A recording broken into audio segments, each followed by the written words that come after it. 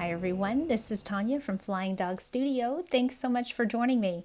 Before we get started with today's video, let's take a look at the supplies I'm going to be using. As usual, my Winsor & Newton half pans, and also as usual, my Royal and Langnickel Zen series brushes. I have two here, a size 2 round and a size 8 round, but spoiler alert, I'm not going to use the size 2.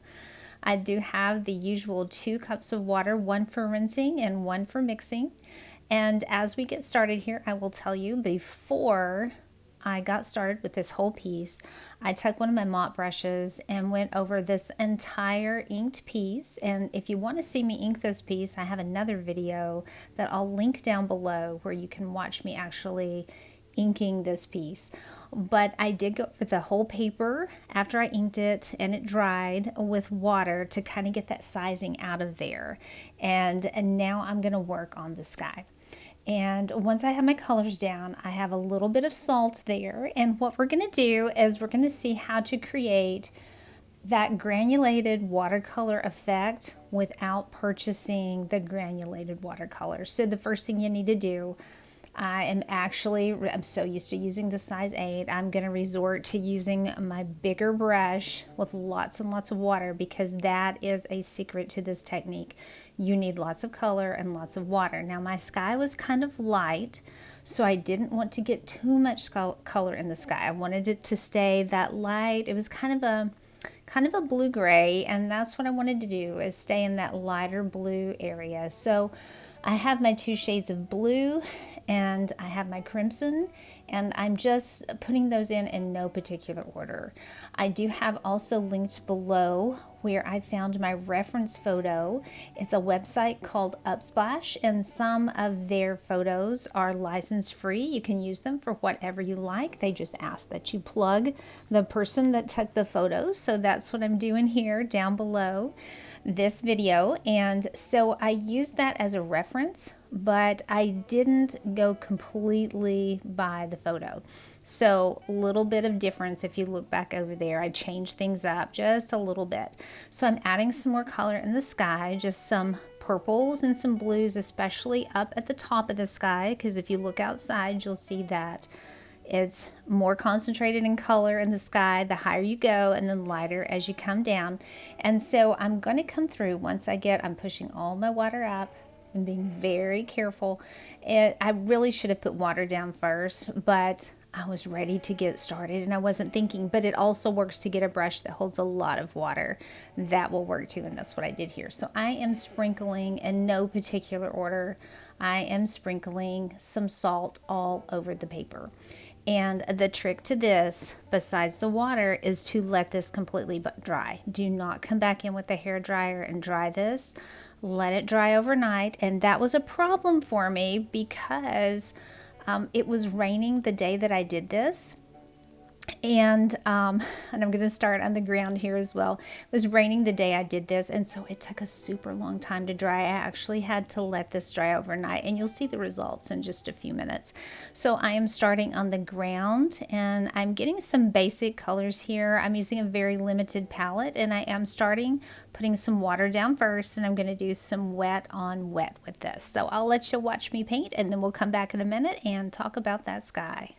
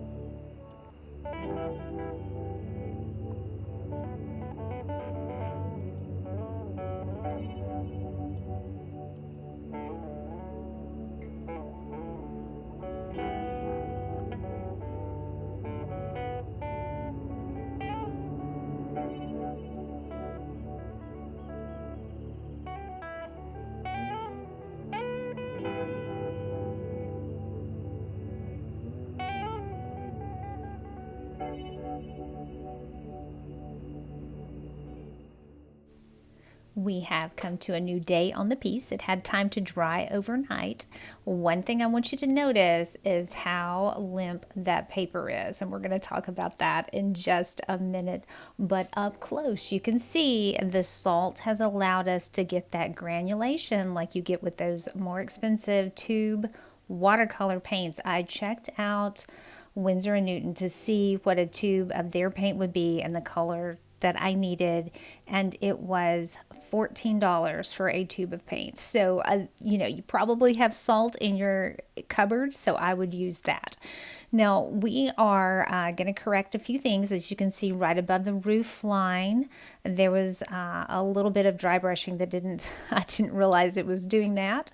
And the tree, the salt had picked up over on the tree when I painted the green, and I didn't realize, so it kind of created the same kind of granulation effect at the top of the tree, which it didn't hurt my feelings. I'm going to use that. That was actually a happy accident. But the first thing I'm going to do is start to correct some of these things on the paper.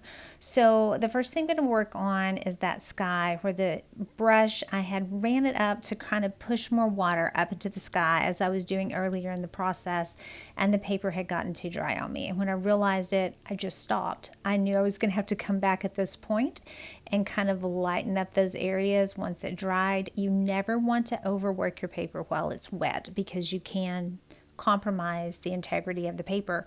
So I just went ahead and let it dry, and now I'm coming back with a brush and getting it nice and wet. And now I'm going to take my sponge and kind of mash down and move it around just a little bit, very, very lightly, and it's going to lighten that hard edge created by a dry brush and the paper drying. So that's going to take care of that. And as I said, as for the tree, I'm going to leave that tree just as it is. That's perfect as far as I'm concerned. I did get a little bit of blue because I was using the wider brush inside of the building.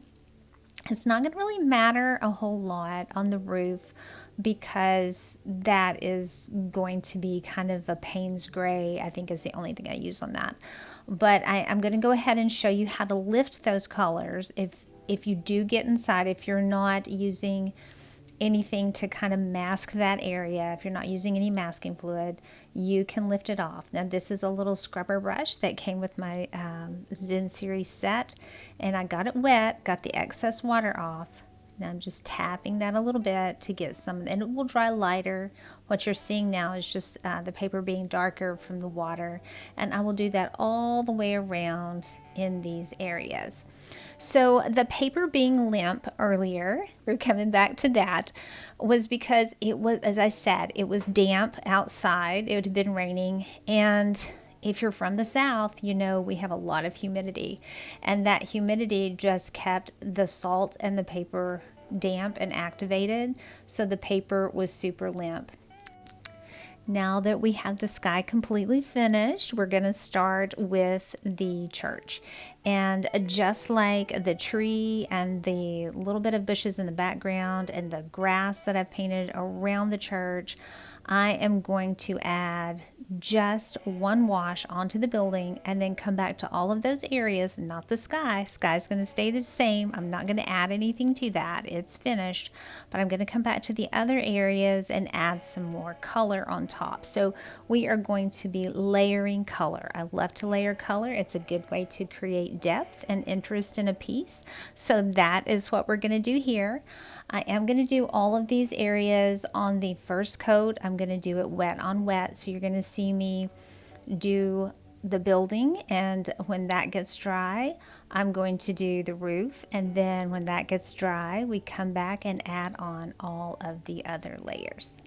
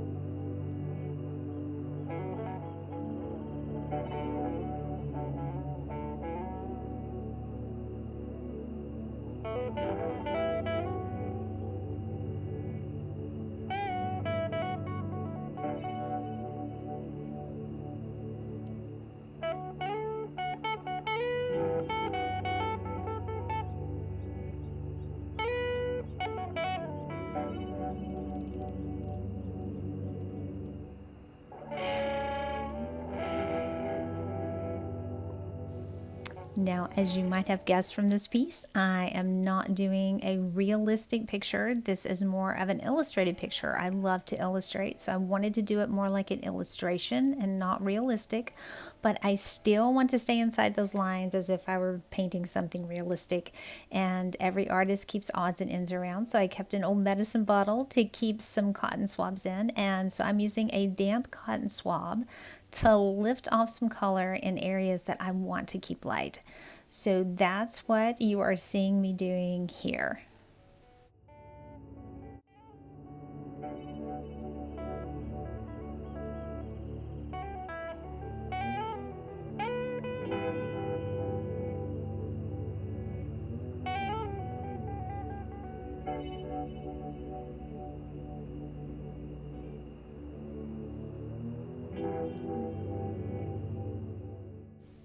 So I'm doing a little thing here where I'm putting the Payne's Gray straight on my palette. And you'll notice it looks super concentrated. That's because I got a little water on my brush. I barely touched my color pan with the Payne's Gray and brought it over. And this is the problem with Payne's Gray. It is a very strong color. So if you're going in with a wet brush on a pan that's already wet and then you try to bring that over to your palette and mix it in with other colors, you're going to get an overly Payne's Gray saturated color, and we don't want that with this. I just wanted a touch of it to kind of tone down the reds in that brown so that I could use it for the shadows. So I put a little Payne's Gray on my palette so that I can go back and forth and kind of control how much I'm using. Something else that I have done on this, you may have noticed on the palette, when I'm putting colors down, many of these I put water on the palette first and then brought my color over. That allows me to unload all of the paint from my brush straight onto my palette, because when we are bringing color over from our pans to our palette, when we go back, we need a little more water on our brush to pick up some more color, and when we stick it in the water, we're losing a lot of color in that mixing water. So I just simply put some water on my palette to begin with, so when I come over and put that color in, I have enough water in my brush to go back and to get some more color.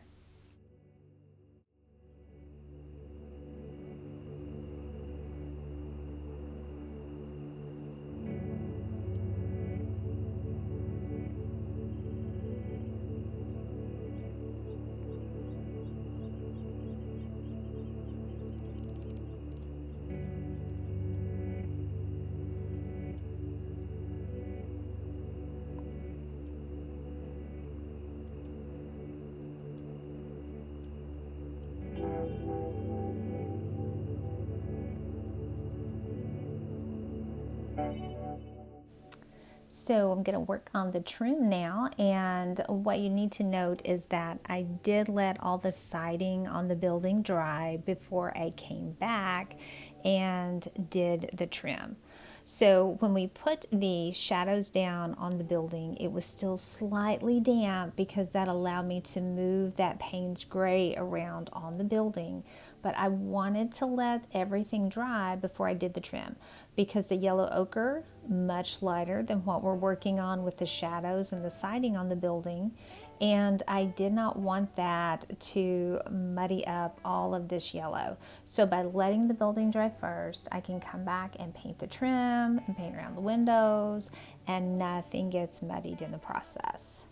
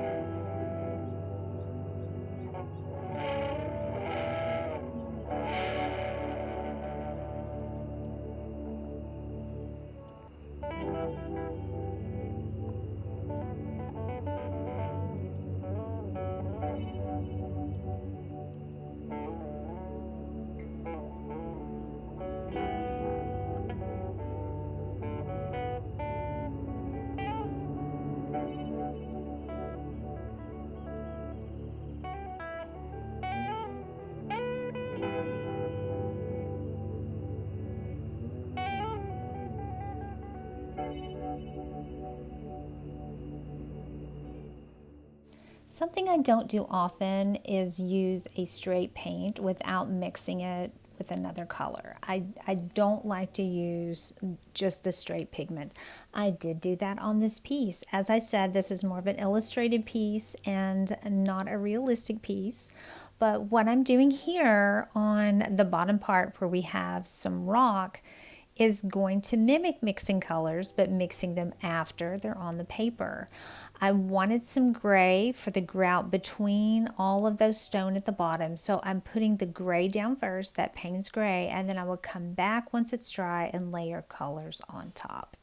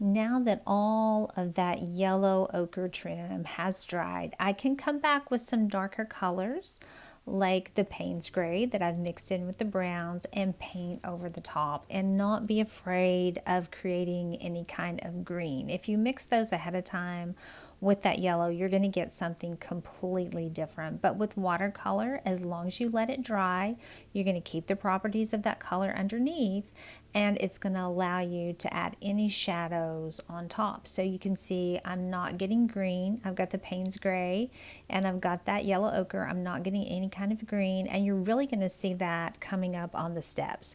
So I've painted the part of the step that faces you. I've painted that a darker yellow, and then the part where your foot steps on, that tiny little line in there, I've kept that much lighter to indicate that is on the top. And we're putting the Payne's Gray on, and as you can see, it's not turning anything green. So that is the wonderful thing about layering colors in watercolor.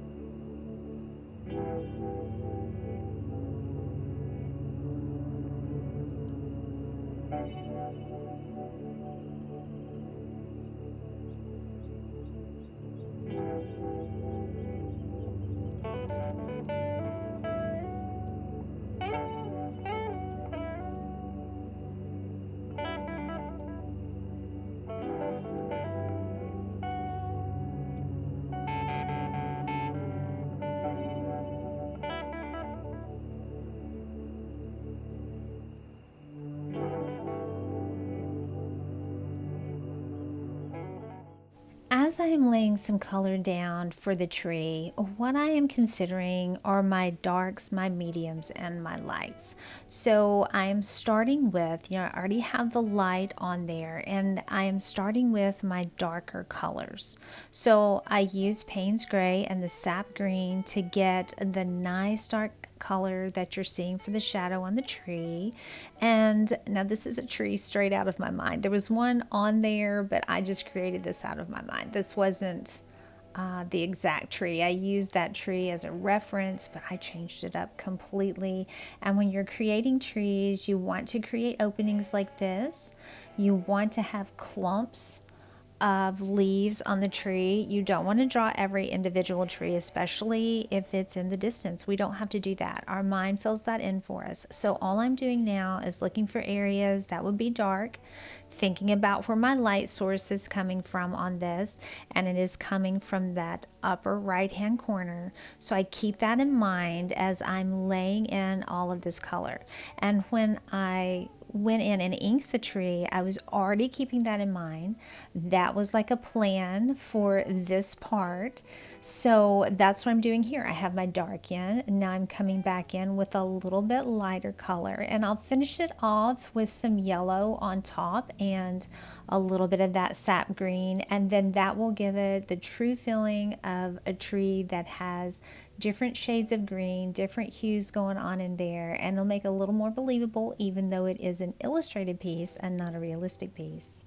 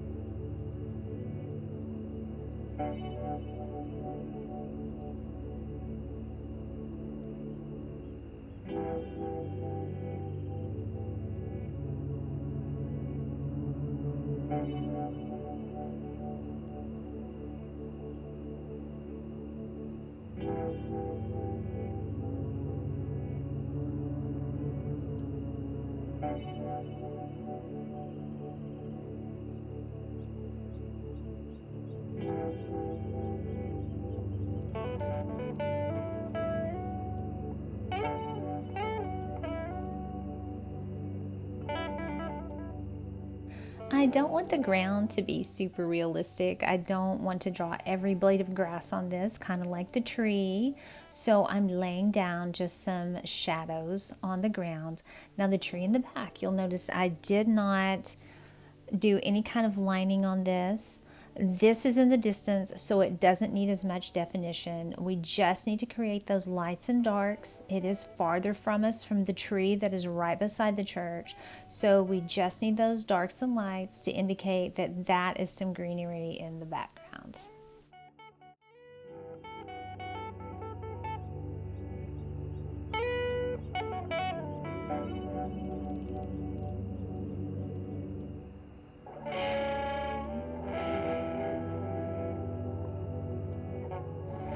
am using just some Payne's Gray to get a few more shadows on here to kind of wrap everything up, and then that is our piece.